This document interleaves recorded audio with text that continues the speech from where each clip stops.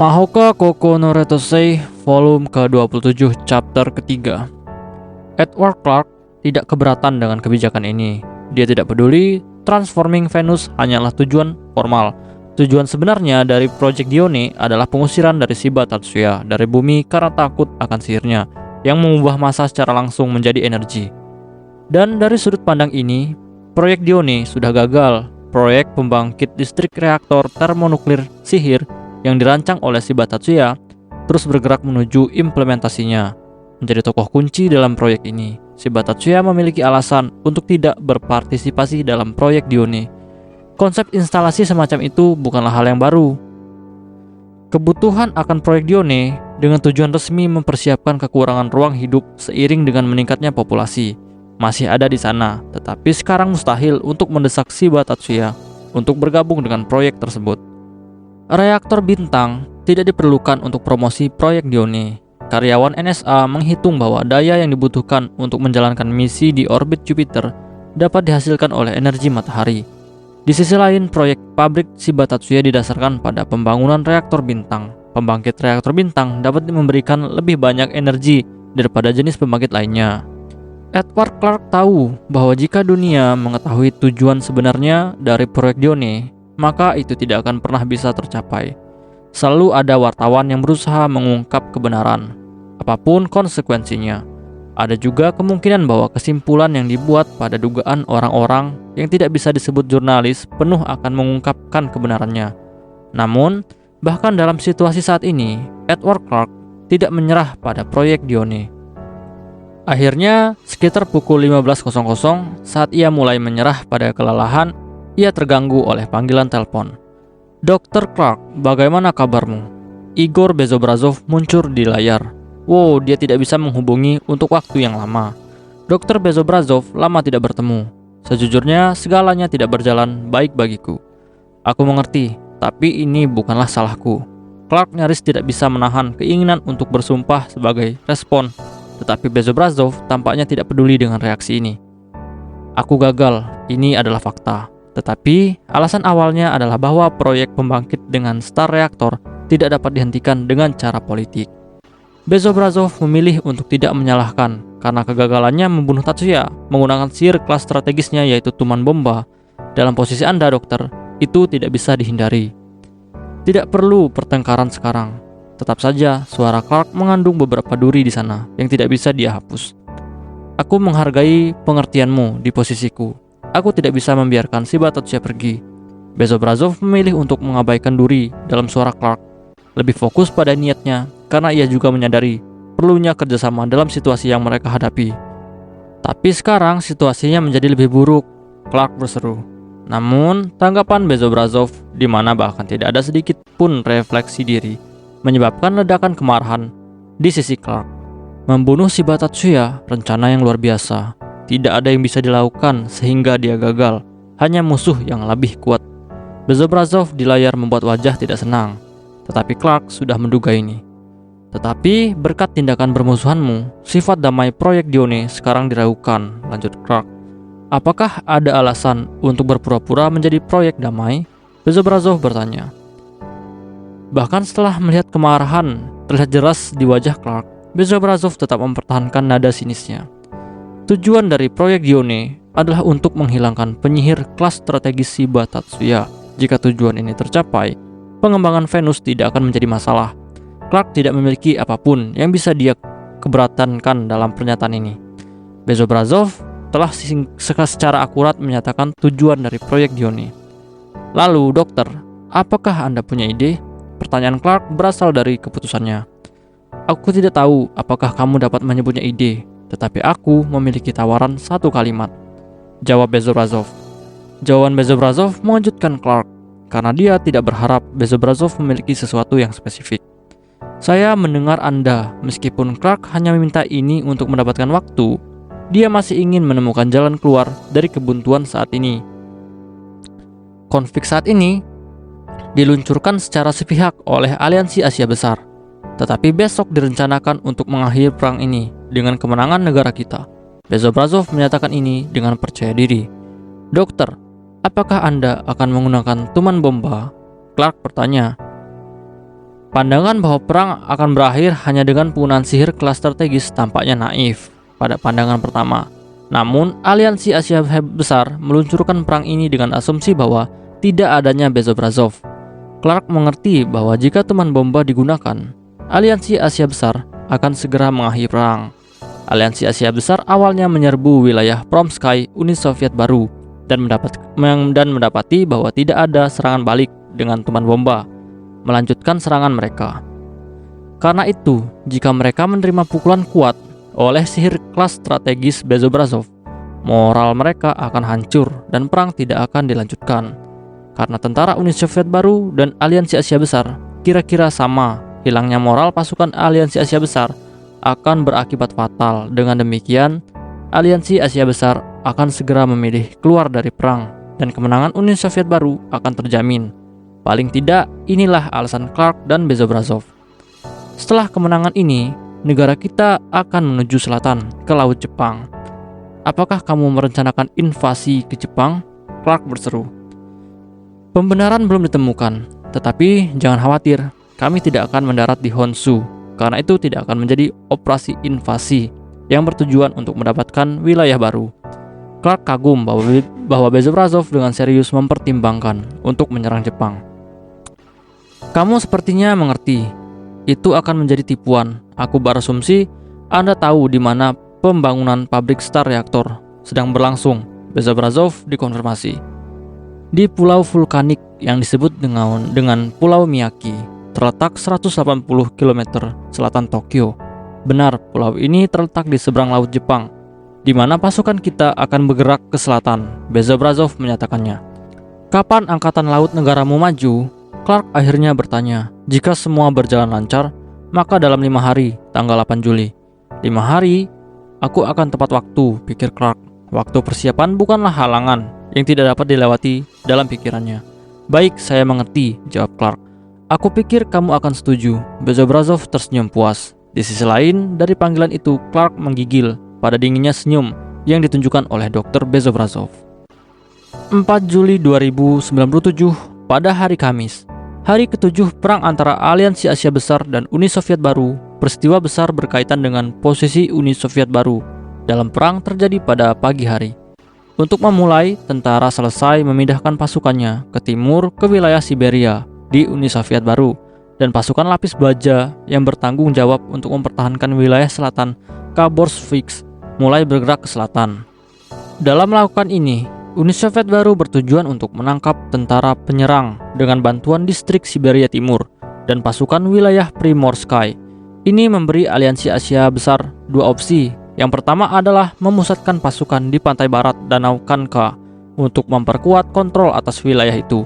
Yang kedua adalah untuk mengejar pasukan wilayah Primorsky mundur ke selatan dan merebut Vladivostok sebelum kedatangan pasukan distrik Siberia Timur. Jika mereka berhasil merebut Vladivostok, mereka tidak perlu lagi khawatir bahwa pasukan angkatan laut mereka yang menuju ke utara mungkin diserang dari samping. Ini akan memungkinkan pasukan wilayah timur laut dan pasukan otonomi Korea untuk menduduki sisi barat danau. Aliansi Asia Besar mulai mengejar pasukan yang mundur.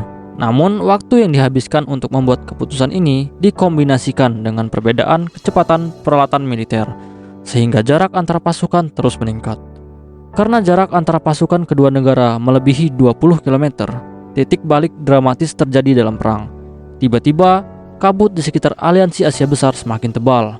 Untuk waktu yang singkat, kabut menutupi peralatan militer dan kendaraan yang mengangkut sekitar 6.000 tentara. Mundur, teriak komandan. Percaya instingnya yang merasakan bahaya.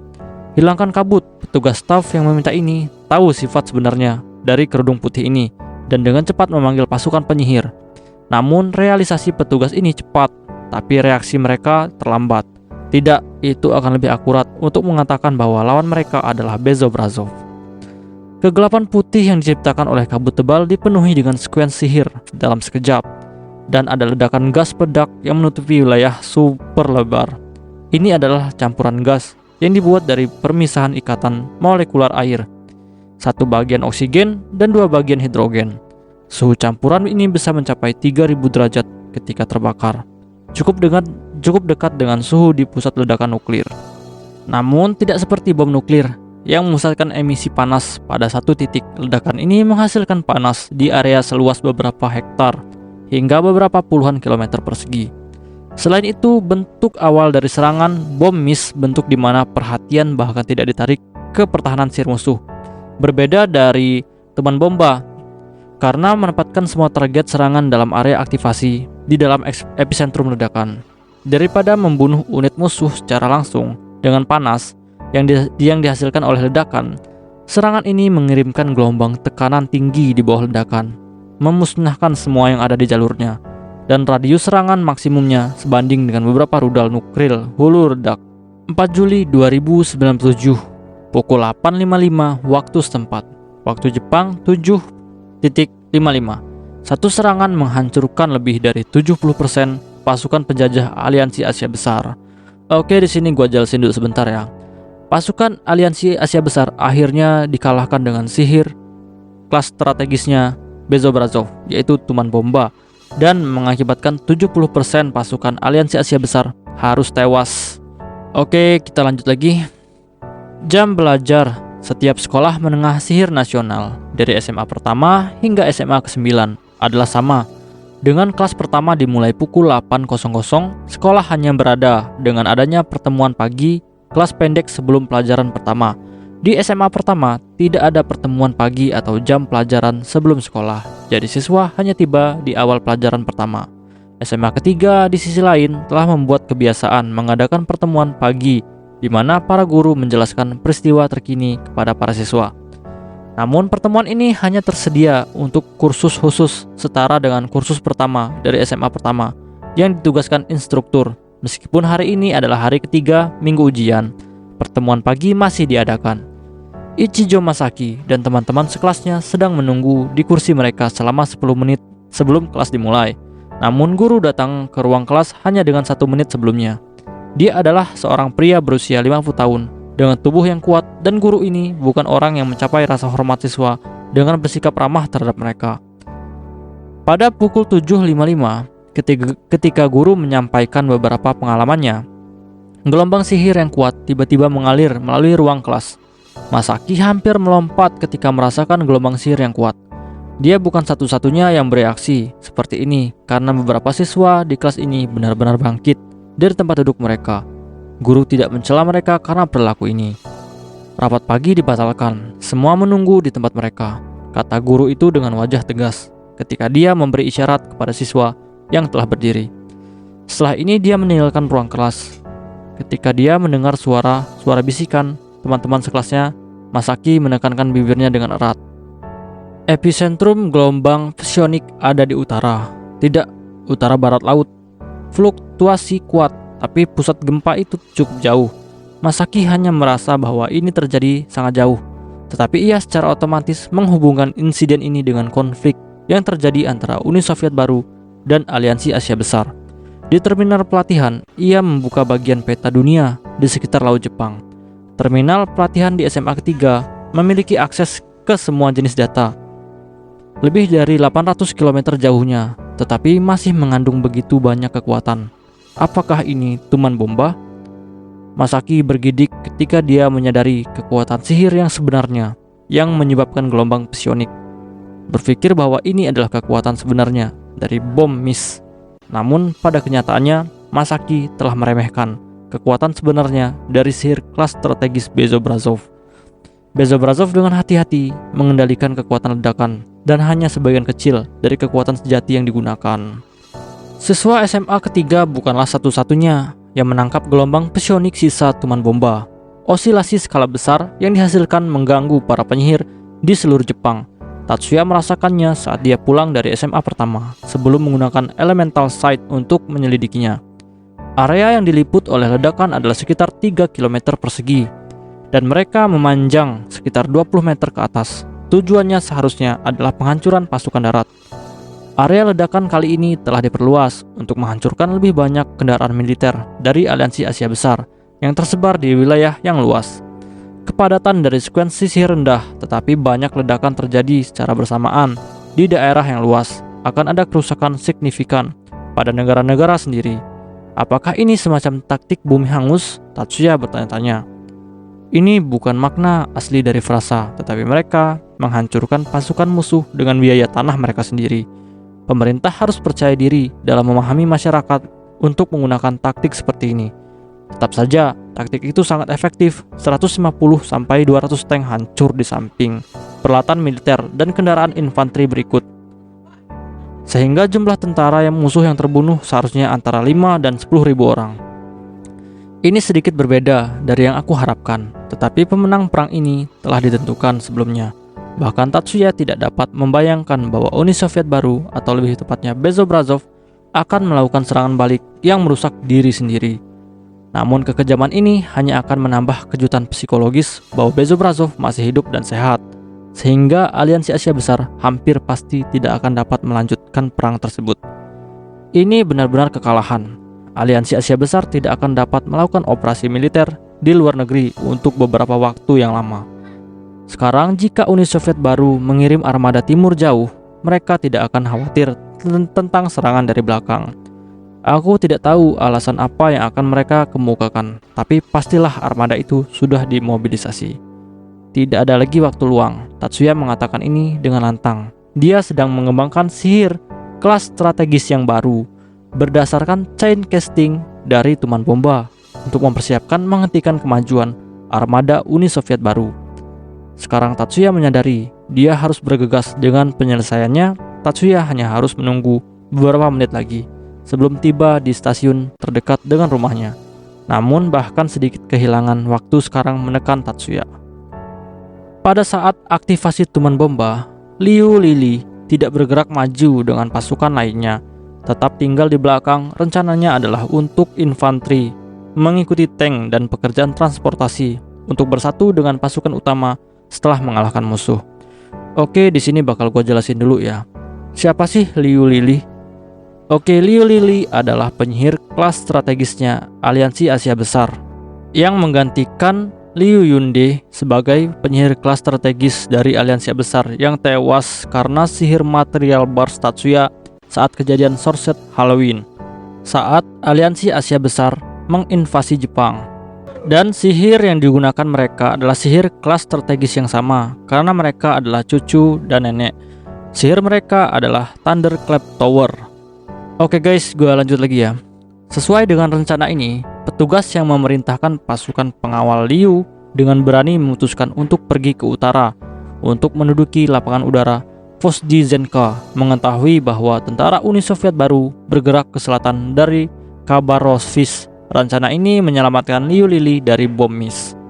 Setelah aktivasi Tuman Bomba, petugas yang memerintahkan unit pengawalan Liu menghubungi markas besar, memerintahkan unit untuk mengungsi kembali ke wilayah Aliansi Asia Besar, mengingat situasi dengan pasukan invasi praktis hancur. Proporsi ini wajar, namun perintah militer Aliansi Asia Besar memerintahkan Liu Lili dan detasemen pengawalnya untuk tetap di posisi mereka saat ini. Meskipun Uni Soviet baru harus tahu lokasi mereka, mereka tidak menyerang atau mengelilingi kelompok tempat persembunyian Liu.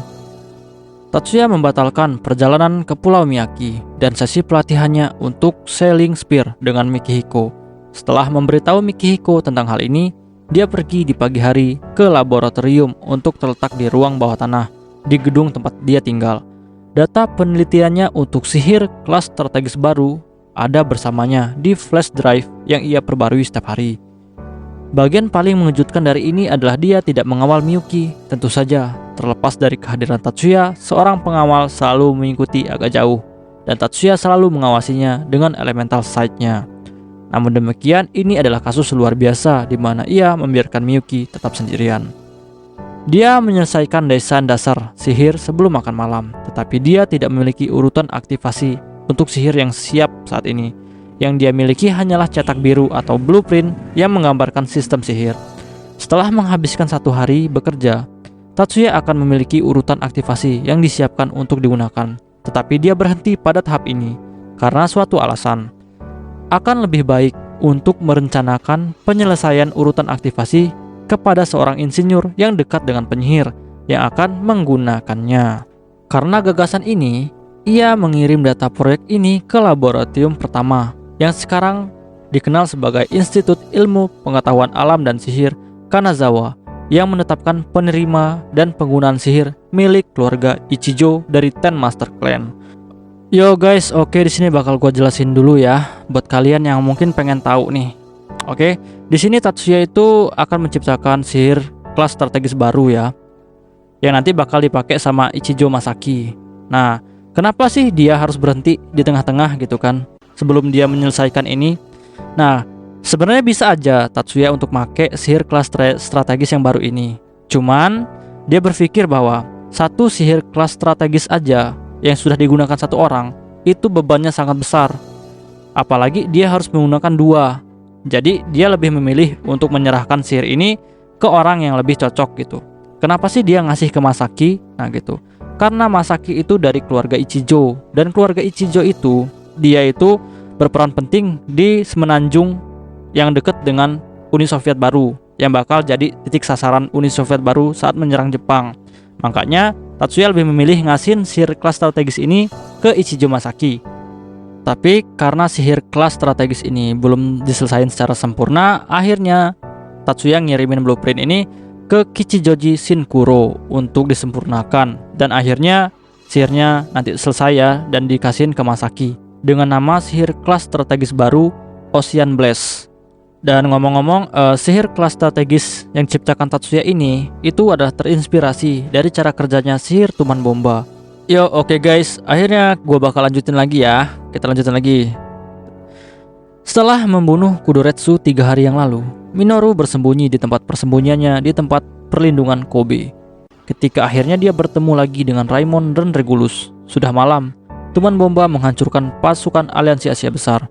Minoru, apa kamu merasakan lebih baik sekarang? Regulus bertanya dengan terkendali. Minoru telah mengunci diri selama beberapa hari, dengan dalih bahwa ia merasa tidak enak. Hampir semuanya beres, jawab Minoru. Apa yang Minoru maksudkan dengan merasa tidak enak bukanlah penurunan kondisi fisiknya, seperti yang mungkin terjadi sebelum dirinya menjadi parasit. Aku mengerti. Ketika Minoru berbicara, Regulus merasa bahwa Minoru berbeda, entah bagaimana dari cara dia ketika mereka pertama kali bertemu. Itulah kesan yang didapat Regulus ketika dia memandang Minoru. Apakah kalian berdua juga merasakan sihir pagi ini? Minoru bertanya.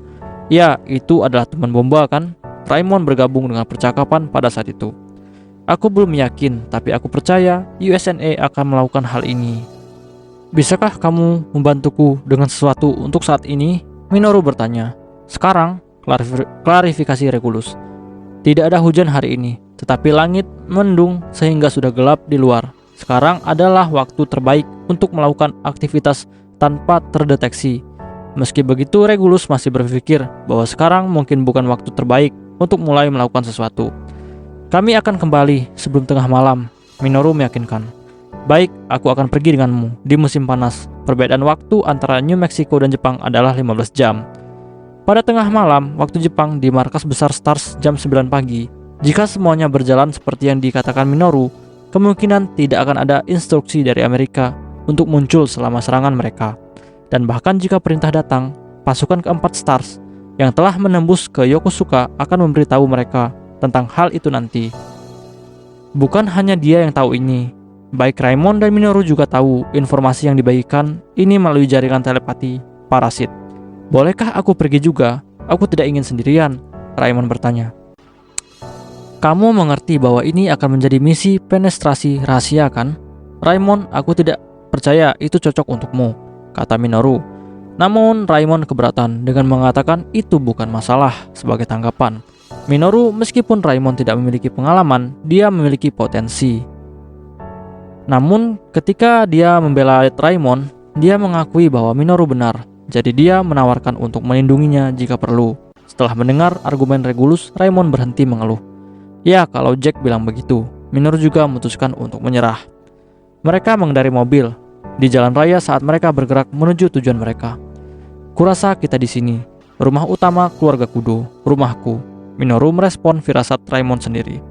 Untuk menghindari deteksi, mereka menghentikan mobil agak jauh dari rumah Kudo. Keluargaku seharusnya sudah tahu bahwa aku sudah menjadi parasit, jadi tidak ada yang bisa dilakukan, kata Minoru. Sambil mengangkat bahu, dia menuju pintu belakang rumah. Mulai sekarang berhati-hatilah agar tidak memancarkan gelombang psionik, Minoru memperingatkan. Oke, baik. Puas dengan jawaban mereka, Minoru melanjutkan. Mereka berjalan tepat di belakang Minoru, mengikutinya ke dalam pagar tanaman. Sekarang kamu bisa menggunakan sihir, Minoru memberitahu teman-temannya.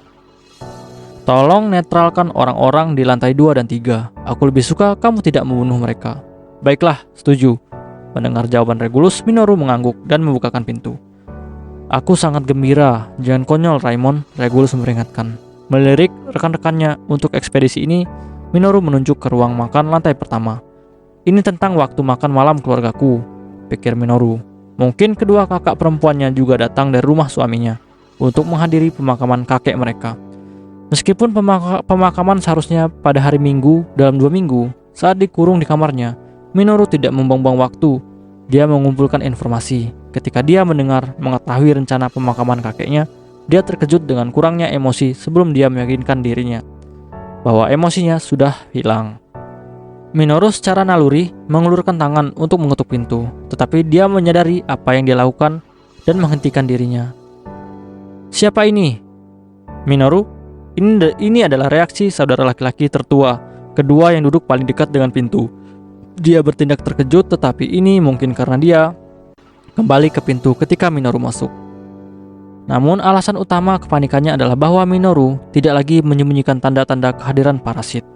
Minoru, adik laki-laki tertua, bereaksi sedikit berbeda, tetapi di sana dia juga sama terkejutnya.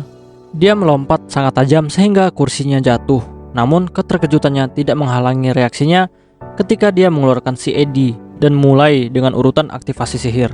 Sihir yang dia mulai disebut dengan Luna Strike secara otomatis memperhitungkan fakta bahwa mereka berada di sebuah ruangan kecil. Ia memulai sihir mental interferensi Kudo Haruaki, putra tertua dari keluarga Kudo, yang terbaik dari sihir sistematis eksternal gangguan mental dari 4 sistem dan 8 jenis sihir modern. Haruaki seharusnya tidak salah karena mencoba mantra serangan dasar dari gangguan mental, Luna Strike. Namun bahkan dengan pengalamannya, dia gagal mengaktifkan sihir ini. Serangan Luna Strike dibatalkan. Putri tertua keluarga Kudo, Kudo Biaka, mengumumkan ini dengan suara terkejut. Haruaki berpengalaman dengan jenis sihir ini, jadi aktivasi Luna Strike-nya sangat cepat. Tak satu pun dari saudara kandungnya yang bisa mencegah aktivasi sihir Haruaki. Mengapa kamu datang, Kudo Shino, ibu Minoru?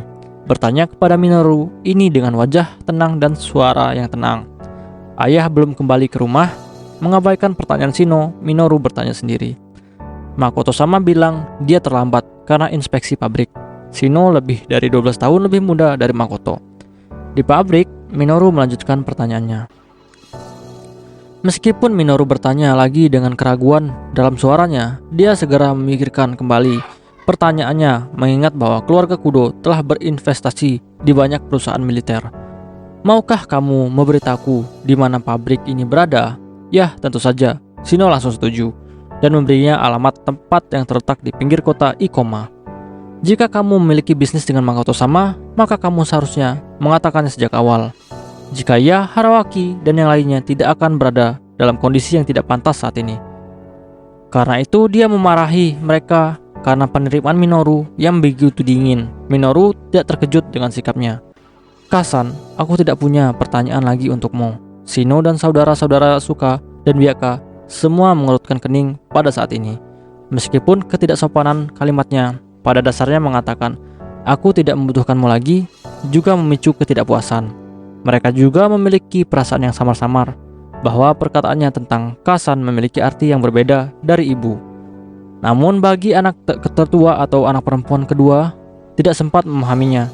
Tapi aku ingin saudara-saudaraku menjadi kekuatanku, lanjut Minoru. Apa maksudmu? Asuka, putri kedua, menanyakan hal ini dengan nada agresif. Menjadi bawahanku, oh iya, aku tidak bermaksud bahwa aku ingin menjadi kepala keluarga Kudo. Ini hanya akan sementara sampai aku mencapai tujuanku. Namun aku menyadari bahwa aku bukan pasangan yang cocok untuk keluarga Saingusa, Jumonji, dan Yosuba. Jadi aku meminta bantuanmu untuk mencapai tujuanku. Apakah kamu ingin kita mengkhianati keluarga di posisi yang sama dengan kita dan Master Clan? Teriak Soshi, putra kedua. Apa maksudmu, Soshi-nisan? Keluarga Kudo bukan lagi anggota Ten Master Clan, balas Minoru. Soshi tidak punya cara untuk menanggapi perkataan Minoru. jadi dia terdiam. Bahkan jika kita bukan bagian dari Ten Master Clan, kita tidak akan tunduk pada monster, apalagi kalau itu kamu pembunuh dari kakek, teriak Haruaki. Tekad kuat kepala keluarga Kudo selanjutnya jelas sangat kuat. Dia sekali lagi mencoba mengaktifkan sihir ke arah Minoru. Tolong hentikan perlawanan yang tidak berguna, kata Minoru dengan nada acuh tak acuh menatap Haruaki. Aku mengerti bahwa sebagai mantan perwakilan dari Ten Master Clan, kamu tidak dapat berlutut di depan iblis. Itu sebabnya aku tidak ingin menggantikan kepala keluarga dan tidak berencana untuk meminta kerjasama publik ini. Kata-kata Minoru tidak dijawab. Haruaki tidak tahu harus berkata apa. Kedua anak perempuan dan anak laki-laki kedua diintimidasi oleh perbedaan kekuatan mereka. Ibunya yang resmi tidak menunjukkan rasa takut di wajahnya, tetapi dia menyatukan bibirnya dan berbalik dari pandangan Minoru. Aku mengerti bahwa kamu tidak dapat menyetujui permintaanku tanpa izin dari ayahku. Aku akan berbicara dengannya dulu. Jadi tolong tunggu di sini, kata Minoru kepada mereka. Segera setelah dia menyelesaikan pidatonya, Minoru mengaktifkan sihir gangguan mental dengan paksa membuat mereka tertidur. Ibu, saudara perempuan dan saudara laki-lakinya masing-masing jatuh dari kursi. Mereka seolah-olah semua kekuatan mereka telah diambil dari tubuh mereka. Namun ini bisa disebut hasil yang lebih baik, seolah-olah mereka telah jatuh ke meja. Wajah mereka akan telah tercakup dalam makanan. Minoru tidak membatasi jangkauan aktivasi sihirnya untuk anggota keluarganya. Setelah dia selesai, Minoru bertemu dengan Regulus dan Raimon di aula yang mengarah ke pintu masuk utama. Minoru, ketika Regulus menuruni tangga dan memanggil Minoru, dia berhenti dan menatapnya. Sudah selesai? Minoru bertanya. Ya, mereka semua tertidur. Luar biasa, Minoru mengangguk sambil tersenyum. Ngomong-ngomong, aku menganggap kamu meminta kami untuk membuat mereka tertidur dan tidak membunuh mereka karena kamu ingin menggunakannya entah bagaimana. Raimon bertanya dengan rasa ingin tahu. Aku tidak mencari bantuan dari pelayan rumah utama, tetapi dari bawahan yang bekerja di luar keluarga utama. Namun karena kerabat dan teman mungkin ada di sini, aku lebih suka tidak menjadikan diriku musuh mereka, Minoru menjelaskan. Tetap saja, setelah membunuh Kudoretsu, bukankah agak terlambat untuk mengkhawatirkan hal ini? Raimon, Regulus ditegur. Aku membunuh kakekku. Itu fakta, namun ada juga banyak orang yang berjanji setia kepada ayahku dan tidak kepada kakekku. Inilah orang-orang yang aku rencanakan untuk meminta bantuan. Ayo, pergi ke tempat ayahku. Sekarang tolong ikuti aku, kata Minoru saat dia pergi melalui pintu masuk utama tanpa menunggu jawaban. Institut Ilmu Pengetahuan Alam dan Sihir Kanazawa, sebelumnya laboratorium pertama pengembangan kemampuan sihir, memiliki asrama dengan kamar tunggal untuk para peneliti. Kichijoji Shinkuro, seorang siswa sekolah ketiga dari Universitas Sihir Nasional, juga bekerja sebagai peneliti di institut dan tinggal di asrama yang disebutkan sebelumnya. SMA ketiga, seperti SMA pertama, berada di tengah minggu ujian mereka. Namun Kichijoji tidak perlu menghabiskan banyak waktu untuk mempersiapkan ujian. Jadi dia berencana untuk menghabiskan sekitar 2 jam untuk mempersiapkan ujian berikutnya dan menghabiskan sisa waktu untuk penelitian. Ilmu sihir sebelum mencapai tahap pengembangan untuk memiliki bagian khusus, dan para peneliti terkemuka sering mengajukan hipotesis baru bagi berbagai topik magis yang berbeda. Kichijoji, praktisi, tinggal di laboratorium lembaga pertama, dan baru-baru ini batas antara waktu kerja dan waktu pribadinya mulai kabur lebih jauh. Namun rencananya terhenti ketika ia menemukan pesan di terminalnya. Dari Shibata Tatsuya, Kichijoji membuka matanya lebar-lebar setelah melihat nama pengirimnya. Dia tahu pesan itu akan menyangkut teori sihir karena dikirim ke institut, tetapi Kichijoji dan Tatsuya tidak memiliki hubungan sebelumnya dalam bentuk pertukaran penelitian. Pesan ini sama sekali tidak terduga untuk Kichijoji, tetapi dia mulai membaca dengan pikiran. Apa yang dia kirimkan padaku? Apa? Dia berseru. Dia mempercepat kecepatan membaca, tetapi sebelum dia selesai membaca pesan ini, membuka filter lampir. Isi pesan itu sangat mengejutkan, sehingga dia ingin mengkonfirmasi secepatnya. File tersebut berisi cetak biru atau blueprint dari urutan aktivasi. Pesan itu berisi deskripsi tentang bagaimana urutan aktivasi akan membangun urutan sihir. Itu menjelaskan secara rinci sihir dasar apa yang digunakan untuk membuat urutan sihir yang berfungsi, selain menjelaskan modul apa yang akan disertakan dalam urutan aktivasi. Mata Kichijoji menangkap modul yang tidak dikenal dengan gambar sambil membalas membacanya sekilas. Ken Casting, Kichijoji belum pernah mendengar teknologi semacam itu sebelumnya. Teknologi yang menjadi dasar dari tuman bomba, apakah itu benar? Pikir Kichijoji. Dia masih tidak mengerti mengapa Shiba Tatsuya memberinya informasi rahasia semacam ini. Dia membaca kembali entry modul, membenarkan bahwa ini bukanlah lelucon yang sangat rumit. Kemampuannya untuk dibutuhkan untuk menghitung sihir ini terlalu tinggi, bahkan aku tidak bisa mengatasinya. Setelah membaca deskripsi modul Ken Casting beberapa kali, Kichijoji memperhatikan masalah ini. Jika dibandingkan dengan penyihir kebanyakan, Kichijoji memiliki kemampuan yang jauh lebih tinggi untuk menangin sihir. Tetapi bahkan dengan kemampuannya, Chain Casting terlalu banyak untuk dihitung. Chain Casting adalah teknologi yang memungkinkan seorang untuk melakukan sihir skala besar dengan menyalin urutan kecil sihir dalam sebuah rantai. Namun jumlah informasi yang disebabkan dari urutan sihir sekunder cukup sederhana dan sangat yang besar. Tetapi bahkan melakukan ini, Goki-san mungkin tidak akan mampu mengatasinya. Tapi Masaki bisa berhasil. Kichijoji berhenti ketika dia mendengar suaranya sendiri. Apakah ini akan digunakan oleh Masaki? Dia memikirkan ini tanpa mengucapkannya dengan keras. Jika kamu mengatur ulang urutan aktivasi dengan menentukan ukuran yang diinginkan, apakah Masaki akan menggunakannya? Kichijoji membaca ulang dasar proyek lagi sebelum dia mengerti arti sebelumnya.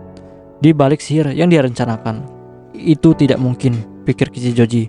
Apakah ini ide dasar dari break, sihir berskala luas yang diterapkan pada permukaan air dengan bantuan Chain Casting? Kichijoji membaca hingga baris terakhir dari teks yang belum dia capai sebelumnya. Mereka membaca, Kichijoji dan Ichijo, semoga beruntung.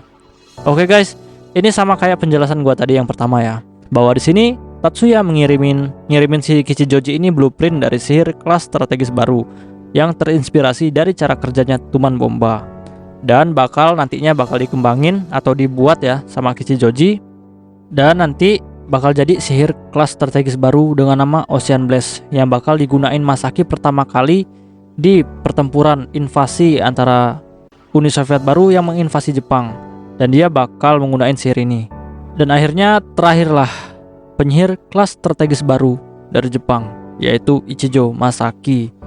Tapi tetap aja cuy, sihir kelas strategis Ocean Blast ini masih di bawahnya lah, masih di bawah, belum ada apa-apanya sama sihir material burst-nya Tatsuya ya. Karena sihir kelas strategis yang terkuat itu adalah material burst ya, dari sihir kelas strategis lainnya.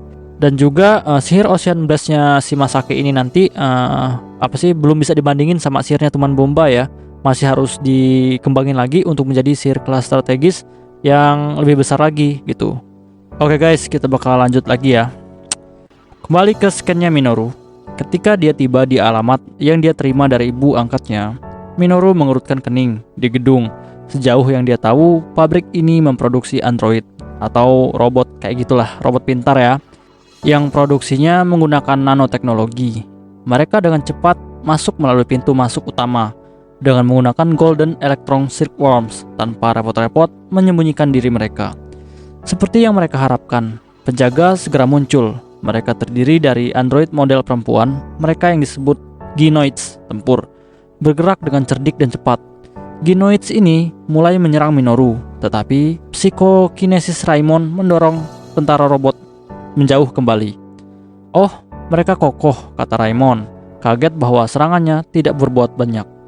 Raimon menggunakan psikokinesis berniat untuk menghancurkan android-android itu. Namun tubuh mekanik Ginoids tidak pecah dan secara bertahap mendorong ke depan melawan psikokinesis tersebut. Tiba-tiba percikan api terbang ketika Ginoids mengalami sengatan listrik yang disebabkan oleh sihir Regulus. Ginekoid membeku dan jatuh ke lantai. Tentara robot ini cukup efektif, kekuatan selungkup mereka sangat mencengangkan. Regulus mengungkapkan kesannya tentang Ginoid seperti seorang prajurit sendiri. Namun Minoru tidak fokus pada kinerja mesin, tetapi pada pemikiran yang berbeda. Apakah boneka ini untuk membuat boneka parasit? Ayolah, jangan buang waktu. Minoru menyimpan kecurigaannya untuk dirinya sendiri, dan Regulus dan Raimon bergegas. Minoru meninggalkan mereka dan mencari ayahnya. Akhirnya menemukannya di jalur produksi. Kupikir kamu akan berada di ruang kontrol, kata Makoto. Minoru tidak menanggapi kata-kata ini. Makoto mungkin memiliki keinginan untuk berbicara, tetapi kerumunan orang yang mendekatinya membuat ini tidak mungkin. Bisakah kamu melepaskan penjagamu? Aku tidak akan menimbulkan masalah jika kamu tidak menyerangku. Kamu tidak perlu khawatir tentang pabrik. Sekelompok pekerja bersembunyi di balik robot yang paling baru diproduksi, robot non-humanoid, menunjukkan kelegaan di wajah mereka ketika mereka mendengar kata-kata dari Minoru. Satu orang mengenakan kemeja dengan celana panjang, tetapi sisanya memakai baju kerja. Jelas ini adalah karyawan pabrik ini, berbeda dengan pakaian para pekerja. Orang-orang di depan Minoru dengan pakaian gelap tidak cocok untuk dikatakan pada puncak musim panas, dan bukannya laga ekspresi di sana menjadi lebih tegang. Semua orang ada di ujung jari mereka karena atmosfer yang intens. Bahkan tindakan tiba-tiba sedikit dapat menyebabkan mereka menyerang. Tinggalkan kami, Kudo Makoto akhirnya berbicara, meminta privasi. Setelah sedikit ragu, kerumunan pengawal akhirnya berpisah. Kami belum bertemu satu sama lain untuk sementara waktu sekarang, ayah. Minoru tidak menunjukkan tanda-tanda ketakutan terhadap sesamanya, tetapi ini jelas karena perbedaan kekuatan mereka yang sangat besar. Namun meningkat hubungan mereka ini bisa dianggap tidak wajar.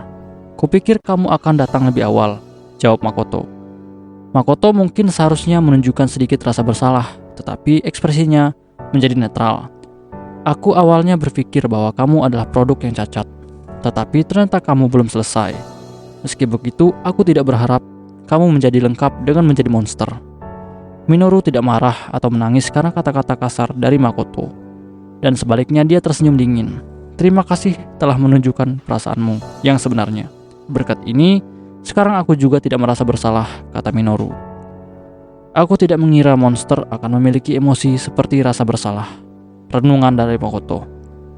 Ada teori bahwa tubuh parasit yang sebenarnya muncul dari kegiatan yang berasal dari pikiran orang-orang. Jika itu benar, maka tidak mengherankan bahwa kita memiliki emosi manusia. Minoru menjelaskan, itu kalau itu benar. Perilaku agresif Makoto tidak banyak mengubah sikap Minoru. Tetapi Minoru kehilangan keinginan untuk melanjutkan percakapan kosong ini dengan ayahnya dan sampai ke poin utama. Pabrik ini membuat boneka-boneka parasit, bukan? Apakah kamu datang untuk bertanya tentang ini? Makoto menghindari pertanyaan dari Minoru. Berapa banyak boneka yang ada dalam stok? Padahal aku kira kamu tidak bisa menjawab. Hei, kamu di sana, jawab aku. Minoru menyela Makoto dan menoleh ke pria berkemeja itu. Kami memiliki 24 boneka tiruan yang lengkap dan 12 boneka lebih dari 50%. Secara total, 2 kali lebih banyak daripada yang siap dengan parasit yang ditransplantasikan, ayah. Aku pikir kamu meninggalkan rencana untuk menjualnya ke JSDF, komentar Minoru. Kenapa aku harus berhenti? Tidak ada masalah dengan boneka itu sendiri. Pendahuluku hanya memilih cara yang salah untuk memeriksanya. Dengan pendahulunya maksudnya adalah Kudoretsu. Minoru juga setuju dengan utilitas boneka parasite. Tetapi Minoru menjadi lebih dingin karena kata-kata Makoto menegur Retsu. Minoru diam-diam mengutuk ayahnya atas kata-katanya. Dalam hal ini, aku meminta keluarga Kudo untuk mematuhi perintahku tentang boneka yang sudah selesai dan belum selesai. Suara Minoru menahan banyak tekanan sekarang karena dia menjadi semakin dingin. Baiklah, kata Makoto. Minoru merasa bahwa Makoto telah menanggapi dengan terlalu mudah dan bertanya-tanya apakah Makoto benar-benar memproses permintaannya. Tuan Sama, apakah Anda yakin? Pengawalnya menunjukkan reaksi alami terhadap persetujuan Makoto. Perlawanan tidak berguna, jawab Makoto dengan nada mati. Ini sedikit berbeda dari cara biasa ia berbicara. Minoru adalah produk dari penyihir ke-9, mengalahkan Patriark. Jadi sekarang Minoru adalah penyihir terkuat di keluarga Kudo. Wajar bagi kita untuk mematuhinya. Makoto selesai. Baik suara maupun wajahnya tidak menunjukkan ketidakpuasan. Dan ketika Makoto mengatakan produk jadi, itu suara memiliki perasaan puas daripada ketidakpuasan. Makoto bangga dengan apa yang telah terjadi pada putranya. Sementara Minoru berada di pabrik mendapatkan kepatuhan keluarga, Tatsuya dan Miyuki makan malam yang terlambat. Maaf tentang hari ini, Tatsuya tiba-tiba meminta maaf tanpa kata-kata awal. Oni-sama, aku tidak tahu apa yang kamu bicarakan. Miyuki memutar matanya ketika dia bertanya apa yang sedang terjadi. Hari ini kamu harus kembali dari sekolah sendirian. Oh, itu yang kamu bicarakan. Miyuki sedikit stres karena kesalahpahaman itu khawatir bahwa kakaknya meminta maaf sebelumnya untuk beberapa pekerjaan yang harus dia lakukan. Aku tahu bahwa Onisama khawatir, tapi Onisama bukan lagi waliku, dan para pengawal melakukan pekerjaannya dengan baik. Meskipun kamu mengatakan kamu tidak membutuhkannya, aku tidak bisa tidak khawatir, kata Tatsuya. Benarkah? Terima kasih. Miyuki memerah, memalingkan muka, dan berbisik. Onisama sangat-sangat tidak jujur. Tatsuya mendengar kata-kata ini, tetapi memilih untuk mengabaikannya. Boleh aku bertanya apa yang Onisama lakukan hari ini? Miyuki memulai dengan pertanyaan ini. Dia percaya bahwa Tatsuya seharusnya tidak meminta maaf, tetapi juga tertarik pada apa yang dilakukan tunangannya. Tentu saja, Tatsuya ragu sejenak, tetapi mengangguk setelah penundaan yang singkat.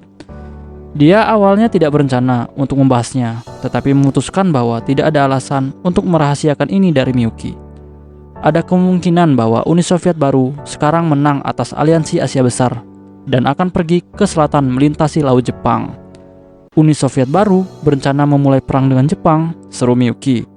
Aku ragu mereka tiba-tiba akan menyatakan perang, tetapi mereka bisa membuat alasan lain untuk mengirim armada, misalnya untuk menangkap penjahat perang yang diduga melarikan diri ke Jepang setelah berakhirnya konflik, jelas Tatsuya.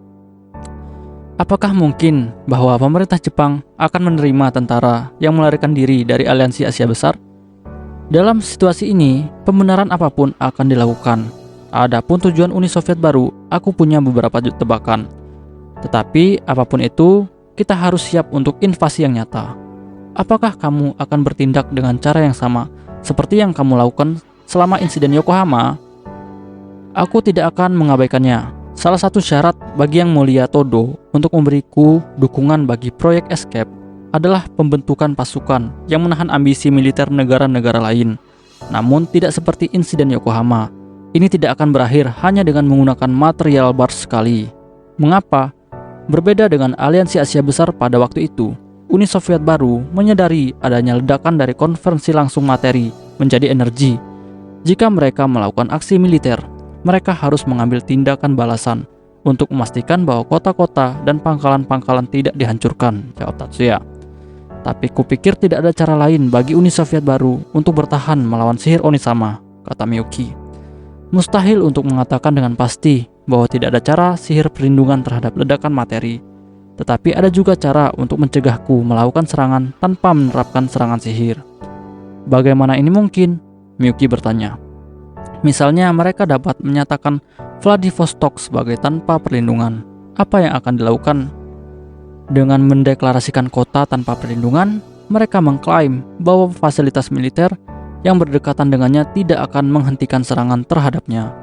Keberadaan benda-benda militer membuat mereka menjadi kekuatan militer. Tetapi, jika pelabuhan militer Vladivostok diserang dengan material bars, kota itu juga akan rusak. Sihir itu terlalu padat untuk digunakan untuk menyerang daerah yang padat.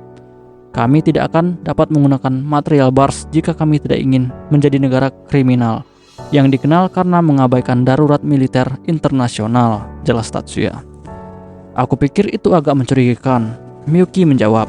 Memang itu akan dipertanyakan. Namun bahkan jika kita tahu itu bohong, jika mereka membuat klaim secara resmi, kita harus menghormatinya. Miyuki bahkan tidak berusaha menyembunyikan fakta bahwa ia tidak bisa menerima ini, tetapi aturannya adalah aturan.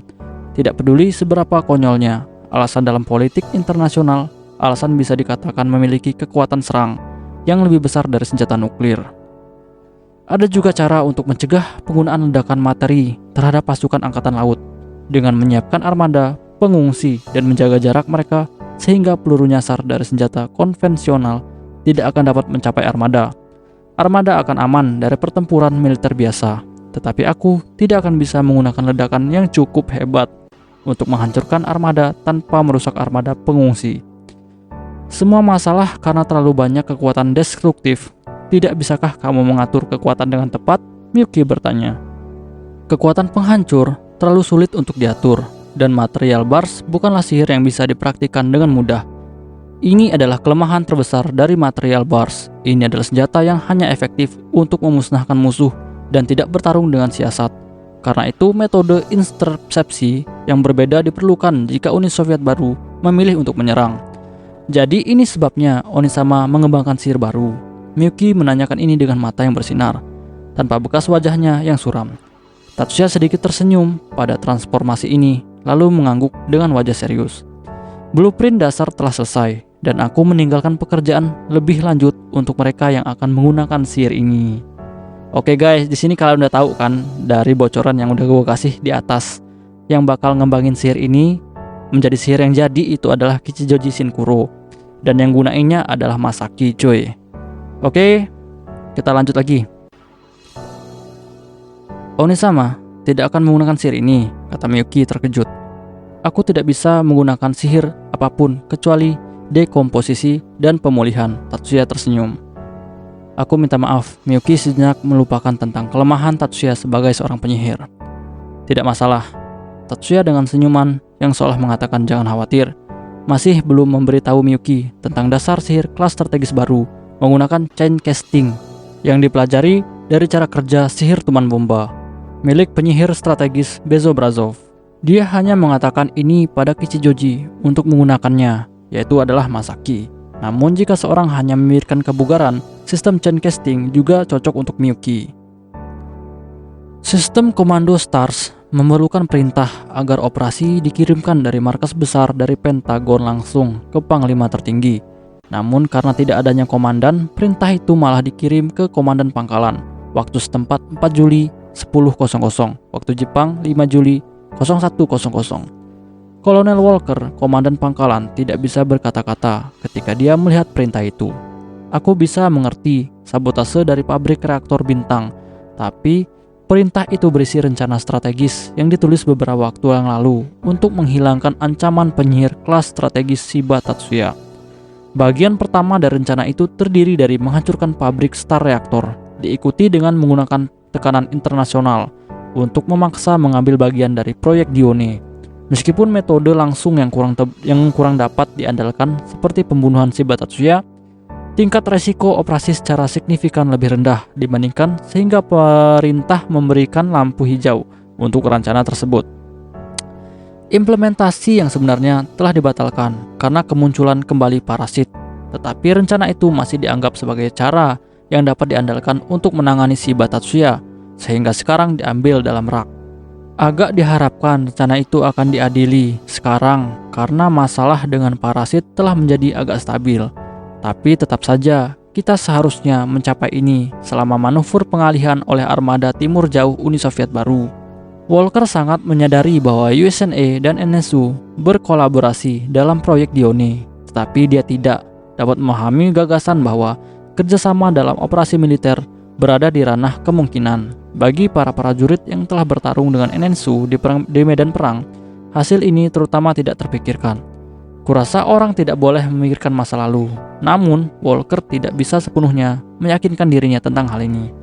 Bahkan perwira berpangkat tinggi tidak dipengaruhi oleh emosi mereka pada topik ini.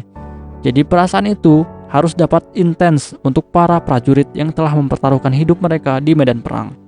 Walker khawatir harus memilih kandidat untuk operasi ini. Aku harus berhati-hati dengan pilihan kandidat, tapi tidak sudah terlambat sekarang. Star sudah mengirim tim ke Jepang, dan akan terlalu banyak untuk mengingat tim saat ini dan mengirim yang baru untuk menggantinya. Pasukan Regulus dan Vega telah berhasil menembus Jepang. Jadi mulai saat ini tidak ada kemungkinan untuk perubahan dalam daftar.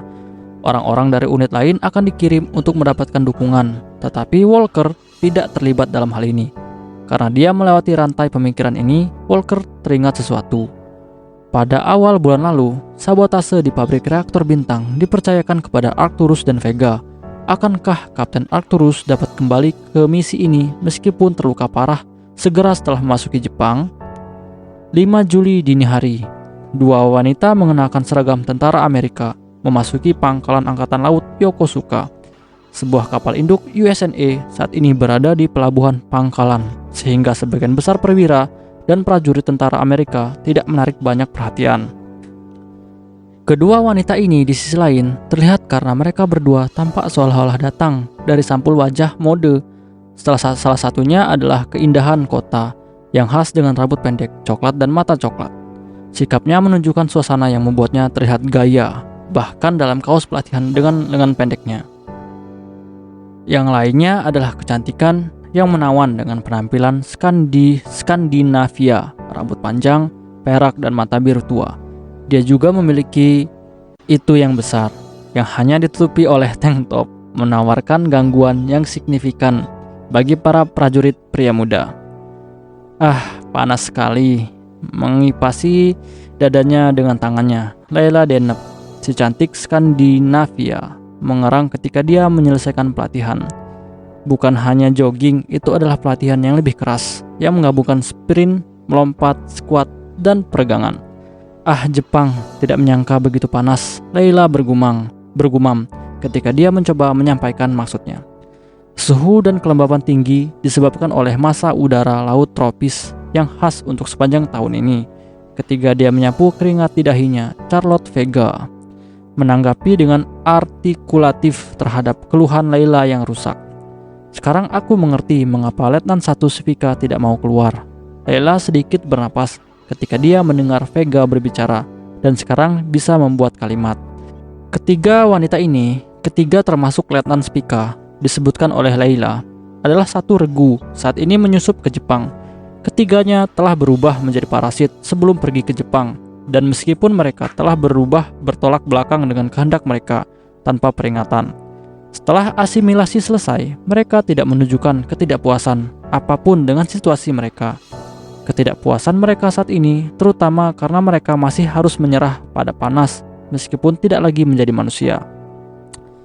Independensi telah kembali, Layla mengamati. Dalam perjalanan kembali ke asrama mereka melihat garis besar kapal induk yang telah menembus Jepang. Ini adalah generasi ke-6 dari kapal induk Independensi, veteran perang yang konstruksinya telah dimulai bahkan sebelum Perang Dunia Ketiga. Blueprint asli mengharuskan kapal dilengkapi dengan reaktor nuklir, tetapi karena instalasi reaktor nuklir di kapal perang telah dilarang selama perang, itu harus diganti dengan mesin turbin hidrogen. Aku berharap ada kabar baik, jawab Vega. Independensi meninggalkan pelabuhan pada malam hari untuk melatih keberangkatan malam ini dan pendatang baru. Tetapi di belakang front ini juga merupakan tujuan tersembunyi untuk mendapatkan informasi rahasia dan instruksi yang tidak dapat ditransmisikan oleh radio. Aku ingin cepat mencari tahu di mana gadis pengkhianat itu bersembunyi. Dengan suara kesal, Layla terus mengikuti Vega.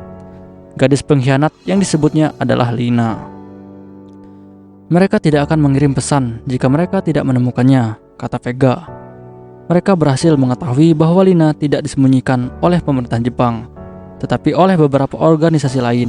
Namun mereka tidak lebih dekat dengan menemukan Lina, karena pemerintah Jepang mengaku tidak tahu lokasi organisasi lain ini menyembunyikannya. Meskipun demikian, Vega dan Layla percaya bahwa tentara Jepang harus tahu lokasi pengkhianat Sirius tersebut. Dan jika mereka mengingatkan tekanan pada mereka, mereka akhirnya akan mengaku. Bagaimanapun mereka mungkin akan mengendur jika mereka menghancurkan beberapa benda mencurigakan. Vega tidak pernah menjadi tentara yang sangat peduli dengan keuntungan politik, tetapi dia juga bukan seorang prajurit yang serius berpikir untuk melakukan kegiatan teroris. Namun, begitu dia menjadi seorang parasit, pola pikirnya berubah jauh lebih terlihat daripada para anggota STARS lainnya.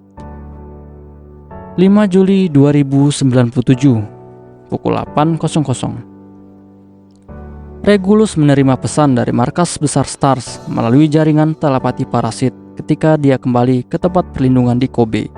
Sebuah kapal induk yang terletak di bagian barat Samudra Pasifik pertama kali menerima pesan ini melalui telegram, dan dengan bantuan jet tempur mengirimnya ke kapal induk Independensi yang berhenti di pelabuhan Yokosuka. Setelah itu Vega mengirimkan perintah ke Regulus melalui kesadaran kolektif parasit. Karena informasi telah dikirimkan dengan cara ini, informasi itu juga dikirimkan ke Raimon dan Minoru. Bagaimana menurutmu? Regulus bertanya pada Minoru. Meskipun Minoru seorang parasit, ia masih mempertahankan individualitas manusianya. Minoru dapat dengan bebas mendapatkan akses ke kesadaran kolektif parasit. Tetapi Regulus, Raimon, dan parasit lainnya dari STARS tidak dapat mengakses pikiran Minoru. Perintah markas besar STARS bertepatan dengan taktik yang mengganggu yang ingin kutanyakan padamu, Jack. Aku ingin kamu bergabung dalam sabotase reaktor bintang, Minoru menjawab. Selama waktu itu, apakah kamu akan mengambil gadis itu? Raimon bertanya, bukannya Regulus kali ini. Persis Raimon, apakah kamu mau ikut denganku? Minoru bertanya. Tidak, aku harus membantu Jack. Minoru tidak keberatan dengan distribusi peran ini. Bahkan jika kamu tidak mengatakan apa-apa, aku masih akan mengikuti perintah dari kantor pusat. Tapi Regulus memulai. Apakah ada yang mengganggumu? Setelah pertanyaan langsung dengan Minoru, Regulus mengatasi keraguannya. Sebelum itu aku ingin mengkonfirmasi status Komandan Arcturus saat ini dan jika mungkin membebaskannya dari penyegelan. Arcturus telah disegel oleh penyihir Jepang dari sihir kuno segera setelah tiba di pangkalan Zama dan tetap di pesawat transportasi sejak kedatangannya. Regulus merasakannya. Baik, mari kita pergi dan melihat keadaan Komandan Arcturus, jawab Minoru. Minoru bisa saja menyangkal ini, tapi dia setuju untuk membantu. Oke guys, di sini buat yang bingung ya, Komandan Arcturus itu siapa sih yang nyegel gitu loh. Yang nyegel itu adalah Mikihiko. Saat dia dan Leo membantu Tatsuya untuk menangani para parasit yang datang ke Jepang.